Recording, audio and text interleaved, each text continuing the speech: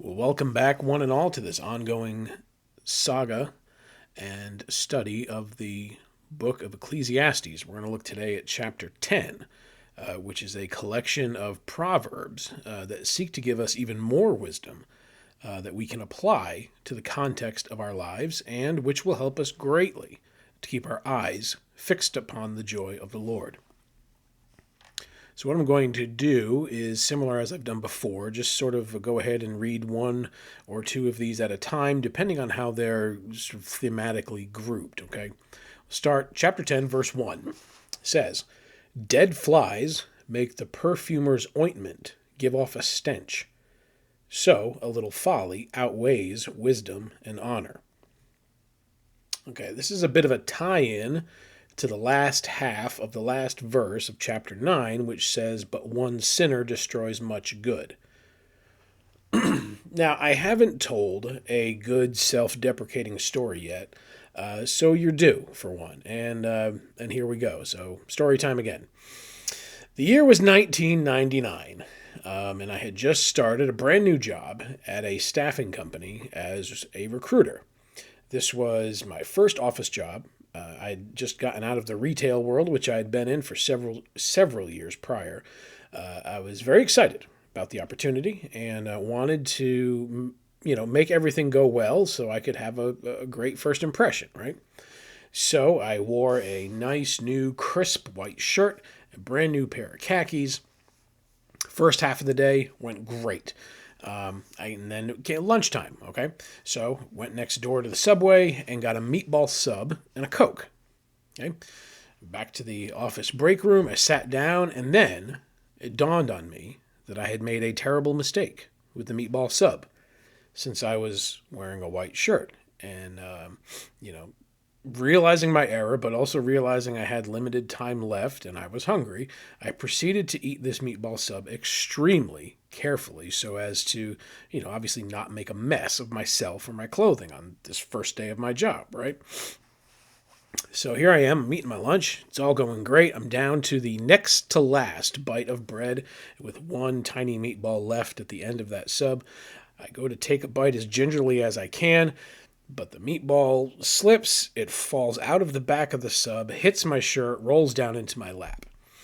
I yell something inappropriate and move to stand up quickly to go, clean myself up here, but knocked my knees, knocked the table in my haste, and that knocked over the soda cup, which, landed on the table, opened up, spilled, ran down into my lap and down my legs. Made a huge mess of myself. First day on the job because of one bad mistake in ordering a meatball sub. So, I told you this story because of this verse, and the point of the verse is much like marinara sauce on a white t shirt and cola on khaki pants, sin is noticeable. Okay? And unfortunately for us as Christians, our sin is much more noticeable to others when we compare that to the occasional moments of wisdom that might come out of a fool. All right? We see this all the time. You can think back several years. I think of R.C. Sproul Jr. He had a great ministry. Here he is. He's the son of Jedi Master R.C. Sproul Sr. He had a lot of great words, a lot of great political insight, good writing, great author. But what happens if you know the story? He got caught up in a rather extreme moral failing and was basically abandoned by those who used to appreciate what he had to say. On a more recent scale, you can look at the case of Alistair Begg, who made a comment online about attending the wedding of an unrepentant sinner, and the backlash. I mean, how many people were just so keen to immediately turn their backs on him and just rail him on social media? Okay? That one instance is what's remembered over a lifetime of good and godly service. Then on the other side of that coin, you have these completely wicked, unrighteous celebrities, sports heroes, actors, whoever, who live these lives of just complete degeneracy, but one time will donate to some cause or say one thing that everybody agrees with, and people are like, oh, maybe he's not such a bad guy after all. You know, it's not really fair, but that's the reality. Okay, the lost and fallen world absolutely just salivates over the news when a sin is made public in the life of a Christian, but the one or two good deeds of an absolute reprobate are applauded. It's tough. It's a tough spot, right? But the point of the proverb here is that we, of all people, as God's representatives, as his ambassadors, and as saints, we need to take an extra measure of caution when it comes to our character. Okay, Solomon spoke previously about the importance of having a good name or having a good reputation, right? Not for our own benefit. Don't misunderstand. It's not about our egos or our pride when we want to preserve our good character. It's about God's reputation. We represent the King of Kings and the Lord of Lords. And the demonic world is just waiting to pounce on us for any and every reason that we could possibly give them, because their hatred of God is so intense that we, as image bearers of God, become primary target number one in discrediting the church at large.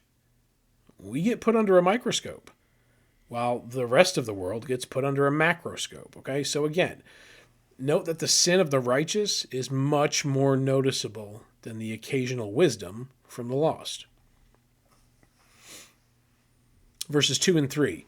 A wise man's heart inclines him to the right, but a fool's heart to the left. Even when the fool walks on the road, he lacks sense, and he says to everyone that he is a fool. Okay, so while people on the political right may use this verse as sort of a little tongue-in-cheek description of their political affiliations, I think this is more about a general obvious posturing than politics. Okay, so, and with no disrespect to any southpaws who may be listening, the majority of people are right-handed. Okay, Christ sits at the right hand of the Father. God's right hand shatters the enemy. The priests use their right hands to spread the blood or the oil used in sacrifice. Right-handedness is used in the Bible as a demonstration of the correct, the commanded way of doing things. Okay, this is not to say that a person who's left-hand dominant is incorrect in any way. You don't need to put that in the comments. Just listen to what I'm saying. This is simply metaphoric examples from Scripture. Okay? Personally, I am right-hand dominant. I'm right-handed. So if I try to do basic things with my offhand, with my left hand, it'll be clumsy. It'll be bumbling. It'll be difficult. And it will be obvious that I don't have the same dexterity with my left hand as I do with my right. It will be obvious that something is off. All right? So too, the fool clumsily stumbles and just kind of bumbles his way through life because he's of the wrong hand. Okay, his foolishness is apparent and visible from a distance. And that's assuming that he's being quiet about his foolishness, which is rare. It's usually the fool who needs to be the loudest one in the room, which makes him all that more easy to identify. Verses 4 through 7. If the anger of the ruler rises against you, do not leave your place, for calmness will lay great offenses to rest. There is an evil that I have seen under the sun, as it were an error proceeding from the ruler. Folly is set in many high places, and the rich sit in a low place. I have seen slaves on horses, and princes walking on the ground like slaves. All right, so here's the thing. Don't panic at the first sign of trouble from our earthly rulers.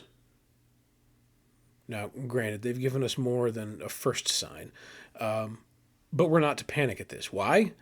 Because foolishness is everywhere, and in many cases, especially at the top. You only need to watch a couple of minutes of the news to see that this is evident in our modern political climate. You have these out-of-touch octogenarians that issue these decrees and make so many grand statements showing just how foolish they are, and these people are in no short supply.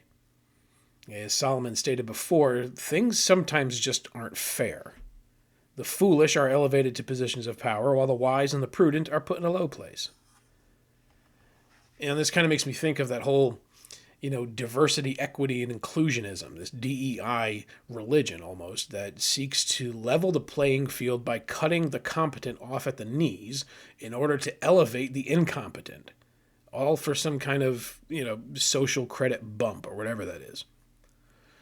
Now, while we are all imago Dei, we are all made in the image of God, and as such, we are deserving of love, respect, and attention. It is a foundational fact, hear me, that we are not all created equal. Some people are smarter than others. Some are stronger than others. Some are faster than others. Some are better with finance than others. I'm not musically inclined. I can't play an instrument. I can't dunk a basketball. I am not great at math. But I can accept those limitations and not expect the foolish in positions of power above me to elevate me into those categories that simply don't fit me. Okay, promising the equality of opportunity is not the same as promising the equality of outcome. Okay?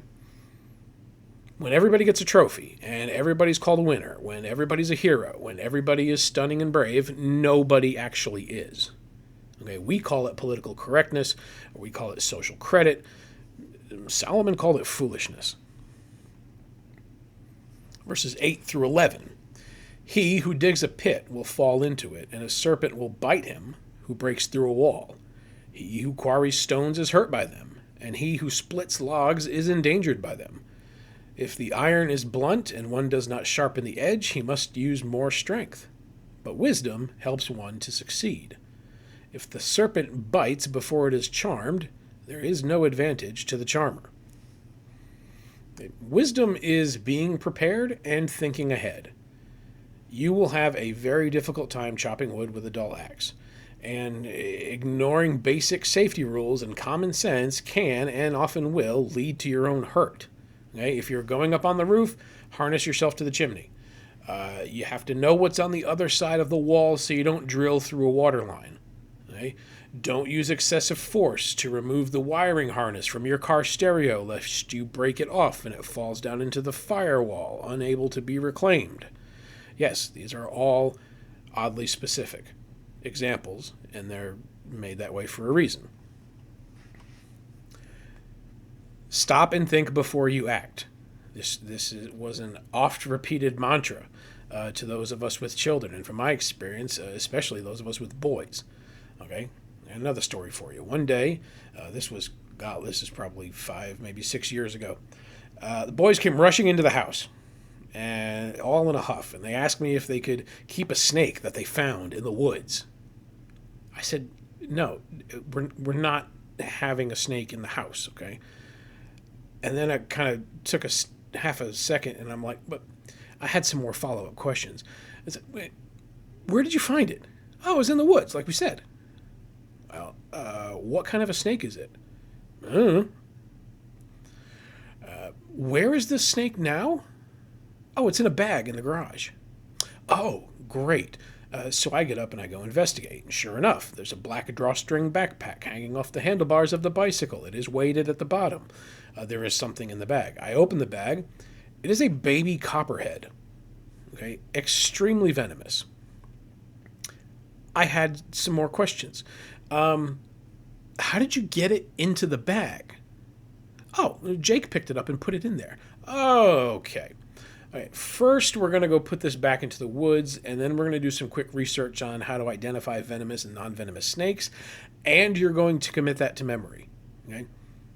Stop and think before you act. Think about what you're doing. Entertain the idea of what the outcome of your actions might be. Try as best as you can to think 30 to 45 to 60 seconds into the future, okay?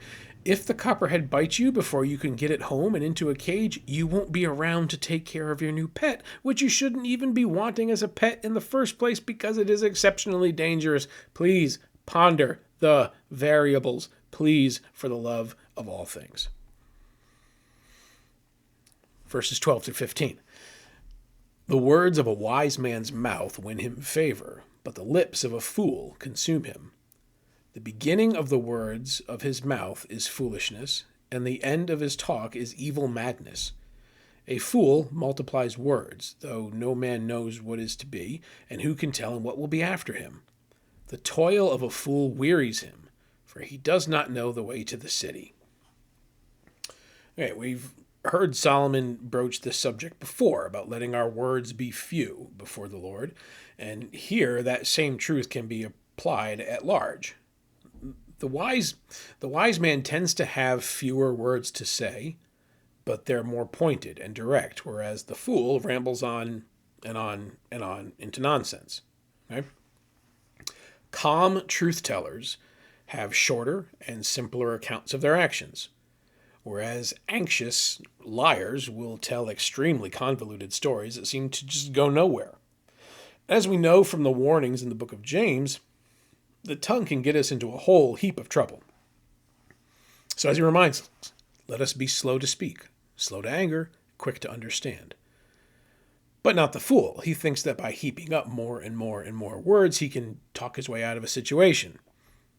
Frankly, that just sounds exhausting to me. But the preacher says that even the labor of the fool wears him out quickly to the point where he's lost. And I don't know why, but this passage makes me think of the Tasmanian devil, if you remember. That's the description of the fool. Just this whirlwind of destruction and inane babbling, accomplishing nothing substantial, and just spinning aimlessly from place to place. Verses 16 through 18. Woe to you, O land, when your king is a child, and your princes feast in the morning. Happy are you, O land, when your king is the son of nobility, and your princes feast at the proper time, for strength and not for drunkenness. Through sloth the roof sinks in, and through indolence the house leaks. So it is and I think we could agree with this, it is a rough state of affairs when the immature, the idiotic, and the lazy are rulers over a nation. Decay and mold on the roof of the house has a trickle-down effect that will lead to decay and mold all the way into the basement and ruin the whole house. Conversely, having a wise, diligent, and prudent leader who keeps things proper and watertight will be a blessing to the house. Verse 19. Bread is made for laughter, and wine gladdens life, and money answers everything. This is a reiteration of the ways that we celebrate the joy that we find in the blessings of our lives. While these things all have their limitations, and we are to mind them with wisdom and with discernment, we should nonetheless be joyful in our use of them. And we'll close out the chapter with verse 20. Even in your thoughts, do not curse the king, nor in your bedroom curse the rich, for a bird of the air will carry your voice, or some winged creature tell the matter. All right, prudence requires that we keep our thoughts and our words in check. In the short term, in the best case scenario, if you're gossiping, gossip is going to get back around to the person who's being gossiped about.